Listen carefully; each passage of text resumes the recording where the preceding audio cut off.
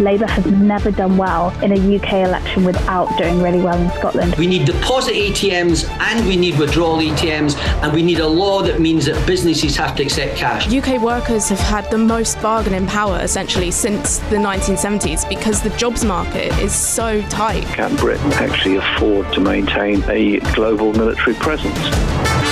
You're listening to Bloomberg UK Politics. I'm Yuan Potts. And I'm Caroline Hepker. Welcome to the programme. Now, Caroline, on yesterday's show, we were discussing a lot of the political heat facing Labour over the issue of the war in the Middle East. Well, today it seems like there's a bit of a shift in that, and the opposition is now calling on the Prime Minister to sack the Home Secretary after she accused the Met of playing favourites with protesters. Suella Braverman says that senior officers are biased and employing a double standard towards pro-Palestinian marches compared with right-wing protesters. Yeah, look, if a pro-Palestinian march goes ahead in London on Saturday, according to the Home Secretary, the public would expect the police to be assertive and proactive. Now, Suella Braverman wrote that in the Times today. It's a long piece, but I do think your point around, the comparison that she makes is really important to underline. Right-wing and nationalist protesters who engage in aggression are rightly met with a stern response, says the Home Secretary, yet pro-Palestinian mobs, as she puts it, displaying almost identical behaviour, are largely ignored. We know that Braverman has called the protests hate marches, very strongly worded stuff. So it sort of leaves you in no doubt about her view. Yeah, some very strongly worded stuff from the Home Secretary. The Shadow Home Secretary, Yvette Cooper, though, says that Braverman has gone too far. We've seen her words this morning attempting to rip up the operational independence of the police, attacking their impartiality in the crudest and most partisan of ways, deliberately undermining respect for the police at a sensitive time when they have an important job to do. Yeah, Yvette Cooper trying to make some political hay here. Jonathan Reynolds of Labour also very strong with this, saying that the Home Secretary, out of control, divisive, inflammatory and putting national security at risk, saying that she shouldn't be Home Secretary. I think the major issue, if you look at this now, is the YouGov poll that has come out, because the poll has found that actually half of people think that Saturday's demonstration should be banned.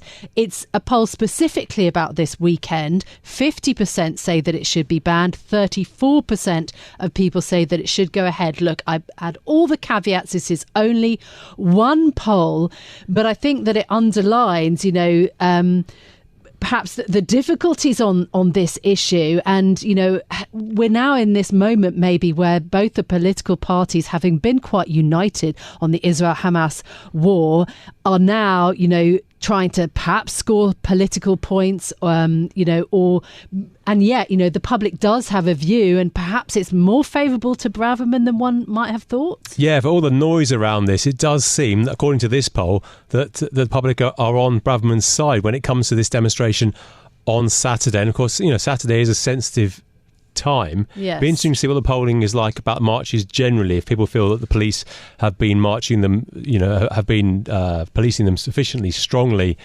generally. And I think the polling might be slightly different to Saturday, which is a special case. You have to layer into this, though, also the Metropolitan Police. We know that the figures on the Metropolitan Police and trust in the police have taken enormous hits in recent years. Think about Sarah Everard and the way that those protests were policed.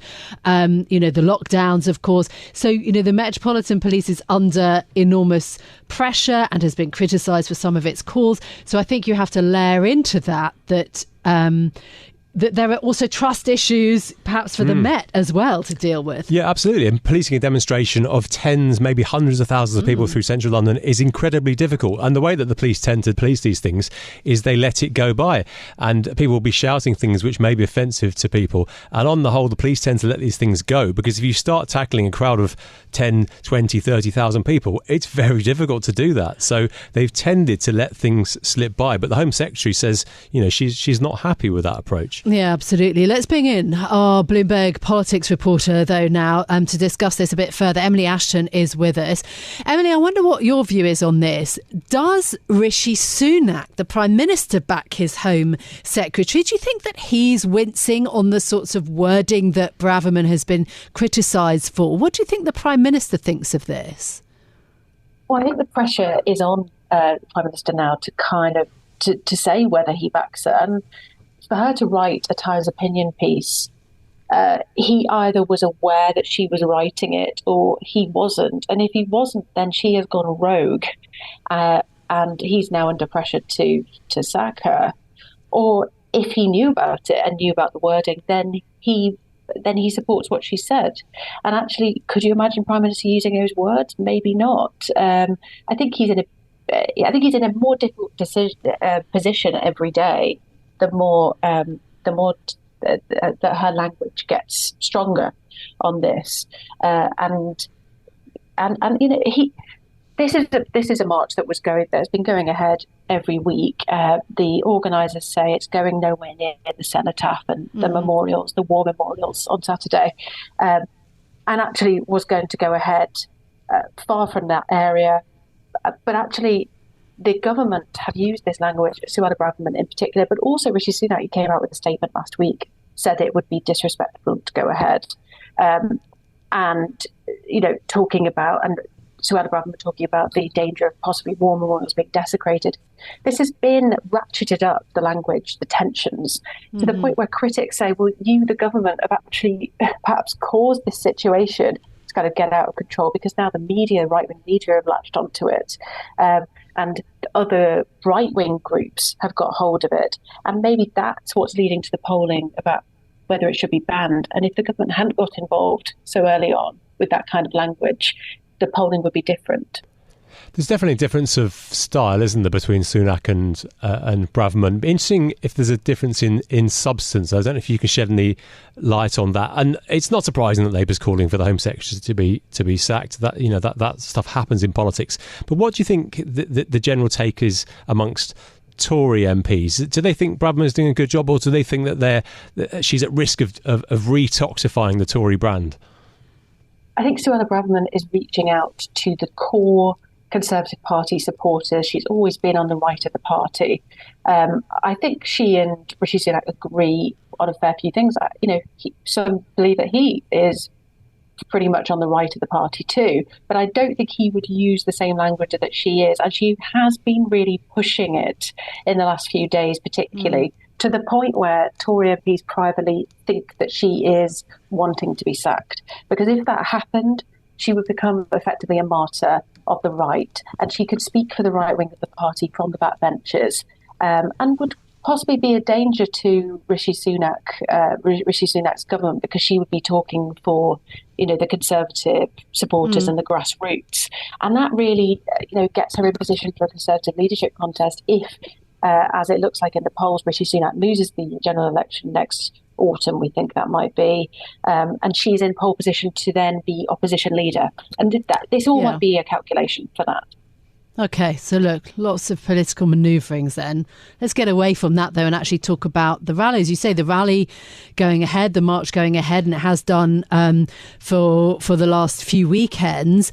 I mean, is any of the criticism valid around past rallies? What has the policing of it been like? What has the reporting been like? I mean, there are these marches and protests going on around the world.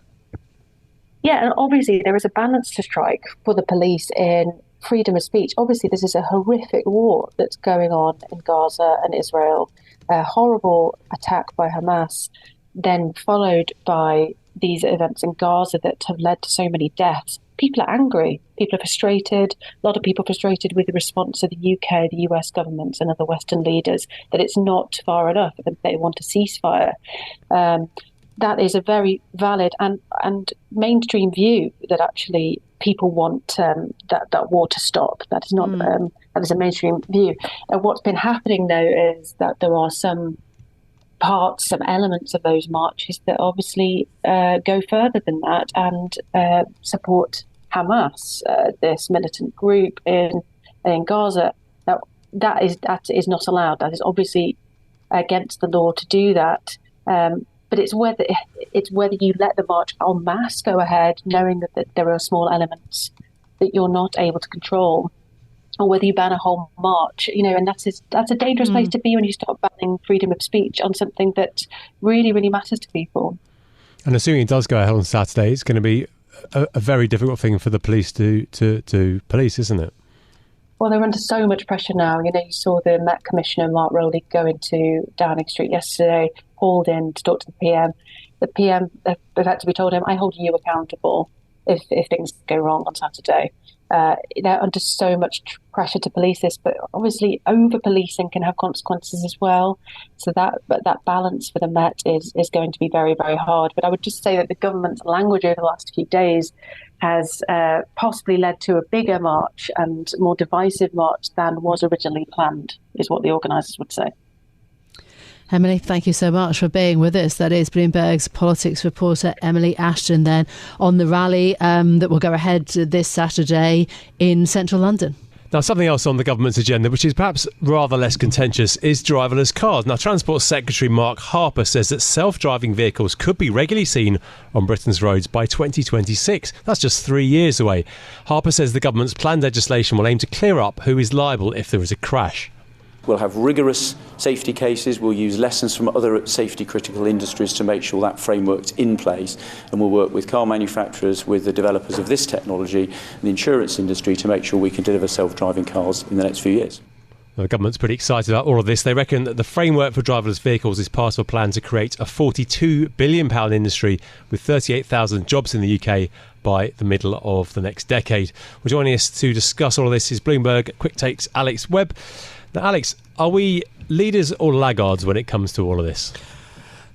I mean, we're certainly behind the US and China. The US is really leading the charge here, and China has been doing a lot in the space as well. Germany also pretty advanced, as you would imagine, given the size of the automotive industry here.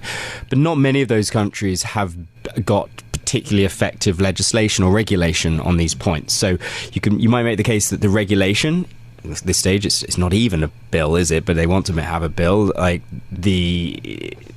is something that not many other places have. Inevitably, cliche, devil is in the details. How exactly this plays out will be crucial.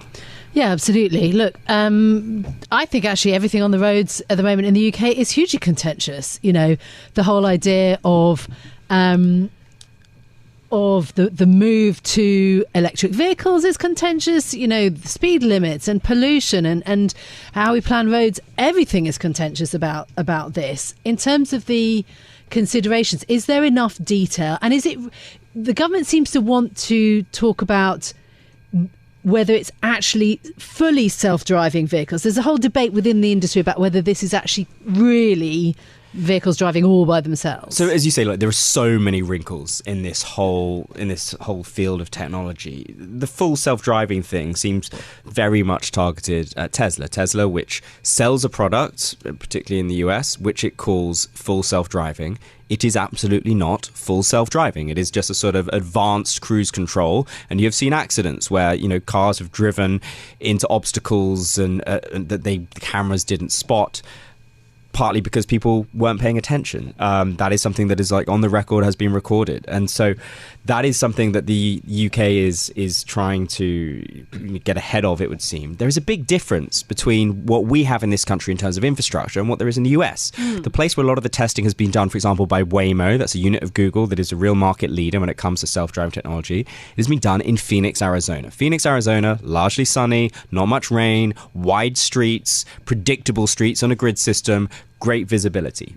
I come from Somerset. You cannot see cars coming around the corner with the high hedgerows. That is something that is a very, very different challenge. London, our streets are not built. The city was not designed necessarily with cars in mind. It does not have the same sort of infrastructure that the US does. San Francisco has self-driving cars. Again, you have one-way streets that are very wide, sometimes as many as 4 lanes in the middle of the city. It is a very, very different challenge in this country. Yeah, and just on kind of road accident deaths in the US, which have gone so drastically wrong, you certainly wouldn't want to take the lead in the UK from that statistic. But you could also say that the flip side, therefore, is if this technology is ever going to come to the UK, we really need to actually start investing in it for our infrastructure, right? Because at the moment, all the investment has been done in these other locations, which are quite amenable and easier to deploy. Actually, given the challenges and constraints we have in this country, that's maybe a good reason to try to push it and get ahead of it. Isn't a lot of the danger in this kind of transition period? So you mentioned these kind of driverless cars where you have to sort of grab the controls if something goes wrong. I mean, that's very difficult, isn't it? You're kind of not really paying attention properly. You're not driving the car. Someone else is driving the car. The computer's driving the car. But you're expected to suddenly step in if something happens. So that's surely an accident waiting to happen. Well, look, I mean, it's a spectrum, right? People have cruise control in their cars at the moment, right? And sometimes, I mean, I have cruise control in my car. Sometimes I find like, oh gosh, I've maybe not paid as much attention as I should. And I brake very suddenly. Driving though, aren't you? It's still, exactly, yeah. Well, you've also talked about the issue of the interaction between perhaps, newfangled driverless cars and then people who've got the old-fashioned kind. Yeah, look, if you had streets where there were only self-driving cars, 100% self-driving cars, you would almost certainly have no accidents, right?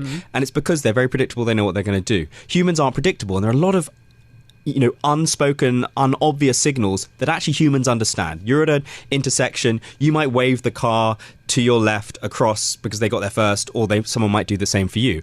A computer doesn't necessarily have the ability, unless you tell it somehow, to read those signals. And so a lot of the accidents that you see with self-driving cars are the way that they interact with human drivers rather than something that is entirely created by the car themselves. I'm not saying they don't make mistakes, they do. It is still, we're not 100% there yet, and that last 2 or 3% really tough. But it's that interaction that is challenging.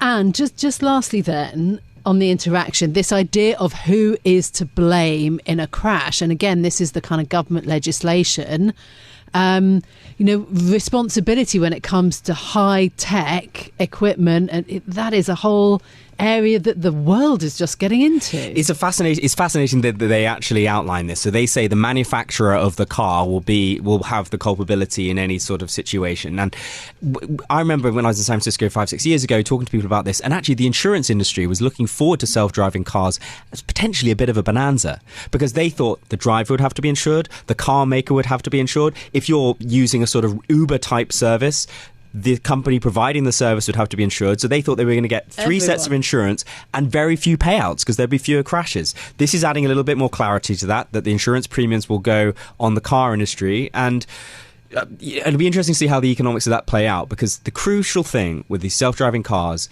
who is going to own them? Is it going to be me, you, our personal cars? Is it going to be robo-taxis, people owning massive fleets? Or is it going to be car makers who in turn lease these things out as robo-taxi services? Very few people want to have fleets of vehicles on their balance sheets. If you're getting it off your balance sheet, but then you still have an extended liability in the form of what happens if that car crashes, there are some really interesting financial implications to this for the car makers. Yeah, massive implications for the labour market as well. I mean, there are huge numbers of people employed driving taxis around the world. It's interesting to just get your thoughts on the San Francisco experiment, because San Francisco is not Arizona, is it? And the weather is a bit ropey in San Francisco, and there are people walking around, and the streets are a bit more variable, and there are these self-driving cars driving around. I think the interesting thing with San Francisco is it's the education of the human element, right? The people in San Francisco, obviously quite tech forward, needless to say, statement of the bleedingly obvious. They are aware that these vehicles are on their roads, and I think they're increasingly learning how to interact with them. It's not perfect, and you still see accidents, but it's often that thing that I said, it's the way that human drivers interact with them. They have been gradually going out on the streets of San Francisco for about 5 years now, and so they are, as a city, sort of more educated in the way that you engage with these vehicles than almost any other city in the world. I wonder whether that engagement means, like me, when we got the scooters arrived on London roads, whether it just means leaping out of the way. Anyway, that's a form of engagement, yeah. Yeah, absolutely. Alex, thank you so much. I've learned so much from that conversation. Really, really interesting. Bloomberg Quick Takes, Alex Webb. So, I suspect that Yuan is far too good on the details to have ever made this mistake. I think I have, and I certainly have tried to help other people when it comes to the dreaded data roaming charges. Maybe not just for the phone, but also for, streaming your favourite content when you go abroad. I've had to deal with that a lot, and this has emerged as an issue north of the border. Yeah, Scottish Health Secretary has managed to rack up nearly £11,000 in data roaming costs on a parliamentary iPad whilst abroad. Michael Matheson found himself in a tricky position after using the device for constituency work while he was on holiday in Morocco. They forgot to turn on the Wi-Fi. Oh. The minister has now agreed to contribute £3,000 to the eventual bill that landed on the mat. The Scottish Parliament will foot the rest. But the case has really ignited debate around high roaming fees after Ofcom revealed plans earlier this year to ensure that customers are told about charges in advance. Bloomberg's technology reporter Thomas Seal is with us. Lots of tech on the programme today, but this is very political issue. How easy is it to make that mistake of kind of mobile roaming abroad now? I used to roll my eyes at people falling foul of this, and it happened to me in May.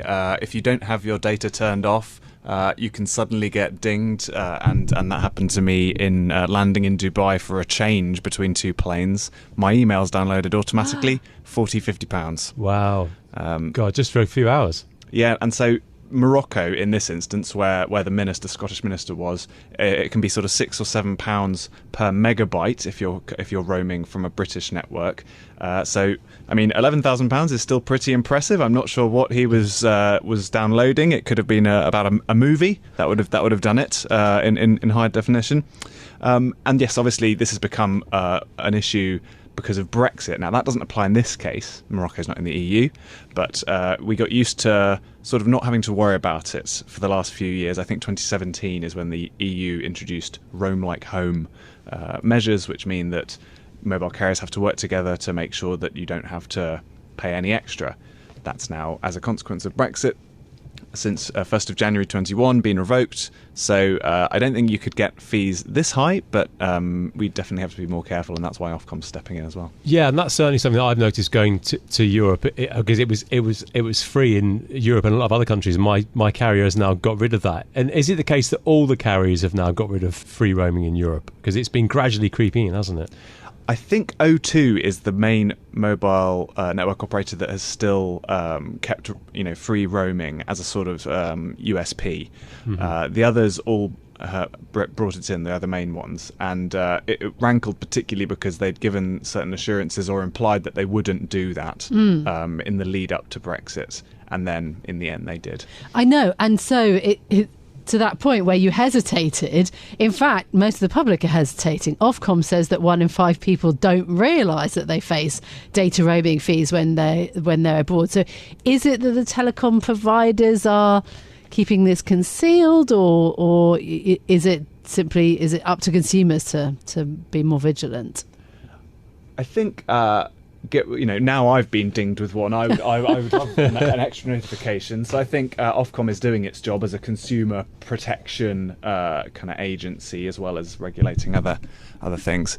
That said, I think people can fall foul of this even if they pay attention. Ofcom and others have pointed out that people in Northern Ireland can inadvertently roam into the EU if they're close to the border with Ireland, for instance. So I don't think it's fair to expect consumers to be kind of constantly monitoring that kind of thing. No, it can be very easily done. How important is this for the telecoms companies? It's certainly annoying for a lot of consumers, but is it a useful source of revenue for them? It definitely was prior to the EU regulation in 2017. It made up, a not insubstantial slice of revenues, kind of hundreds of millions of pounds. They had to get used to a world without that. It's not pure greed on behalf of the British telecoms, because they have to pay wholesale charges, business to business. So if I'm in France and I start using Orange, BT and Orange, or Vodafone and Orange, whoever my British provider is, they have to, BT has to pay Orange. So they have to make that money back somehow. They didn't have to do that before Brexit. Yeah, absolutely. There's some cost implied. But then overall, when you look at the market sort of post-Brexit, I mean, that EU legislation around roaming is kind of one of the most significant wins that the EU had in terms of kind of consumer legislation, right? Or at least as the European might see it. How much more expensive is it for the industry, for consumers in the UK, sort of outside of Brexit? Are the costs going up significantly? We've seen so much inflation in the UK. How much do kind of mobile phone, data roaming fees have to do with that? as a consequence of Brexit. Yeah. I think this is the main one. I think, people argue about the link between Brexit and inflation, and general inflation has definitely, if you're on any UK network, you will have seen your bill go up probably double digits in the last year and a half, because they're all CPI inflation plus 3.9% or RPI plus 3.9, even higher. And that's fueled by labour costs, that's fueled by energy costs. BT uses 1% of British electricity. They have to pay for that, so they have to make that money back. So I think that the link to Brexit there is more tenuous, but certainly the data wholesale that they have to pay to European carriers is the immediate thing that they took a big PR hit when they brought that back in a couple of years ago. Thomas, thanks so much for coming to the studio. Give us your thoughts on that. Bloomberg technology reporter Thomas Seal. Yeah, I have so many technology devices. I'm clearly going to have to become an awful lot better. In-app purchases, you're going to have to watch apps, out. Roaming fees. Yeah, it's a bit of a minefield, I think, right now. But interesting that that particular politician got caught out. Yeah, very senior minister. He was obviously doing a lot of work, wasn't he, on holiday? He was being very conscientious. A lot of matters to deal with in the Scottish NHS. Oh, there we go. Look, that's it from us for today. If you like the programme, don't forget to subscribe. Give it 5 stars so that other people can find it on Apple Podcasts, Spotify, or wherever you listen. This episode was produced by Chris Pitt, and our audio engineer was Marifa Hussain. I'm Yuan Potts. And I'm Caroline Hepker. We'll be back with more tomorrow. This is Bloomberg. Bloomberg UK Politics. Listen weekdays at noon on DAB Digital Radio in London.